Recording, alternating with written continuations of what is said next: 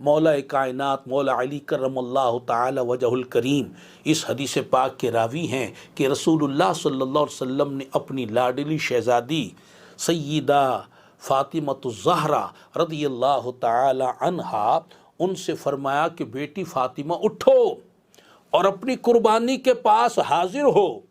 یہ مستحب ہے کہ جب جانور قربان ہو رہا ہے تو اب جس کے نام کا وہ جانور قربان ہو رہا ہے تو اس کے لیے افضل یہ ہے کہ وہ قربانی کے جانور کے پاس کھڑا ہو جب اس کی قربانی کی جا رہی ہے، جب اسے ذبح کیا جا رہا ہے۔ فرمایا کہ اپنی قربانی کے جانور کے پاس کھڑی ہو۔ اس سے یہ بھی پتہ چلا کہ جس طرح سرکار قربانی فرماتے تھے تو سیدہ فاطمۃ الزہرا رضی اللہ تعالی عنہا اپنی الگ سے قربانی فرمایا کرتی تھی۔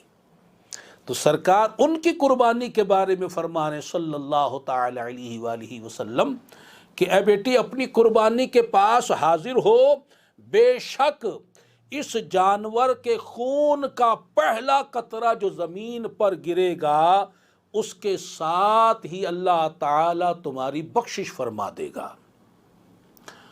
یہ قربانی کا جانور روز قیامت اپنے گوشت اور خون کے ساتھ لایا جائے گا، اور تمہارے لیے جب میزان عمل قائم ہوگا تو فرمایا کہ 70 گنا زیادہ وزن رکھا جائے گا۔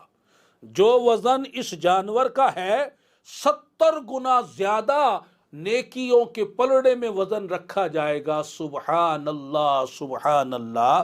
حضرت ابو سعید رضی اللہ تعالی عنہ عرض گزار ہوئی یا رسول اللہ صلی اللہ علیہ وسلم کیا یہ فضیلت آل محمد کے ساتھ خاص ہے؟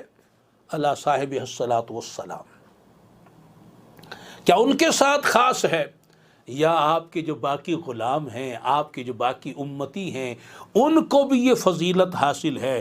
رسول اللہ صلی اللہ علیہ وسلم نے فرمایا لآل محمد خاصۃ وللمسلمین عامہ، کہ آل محمد کے لیے یہ فضیلت خصوصی طور پر ہے، اور باقی جو میری امت ہے، جو باقی جو میرے غلام ہیں، باقی جو میرے مسلمان ہیں تو ان کے لیے عمومی طور پر یہ فضیلت ہے۔ سبحان اللہ۔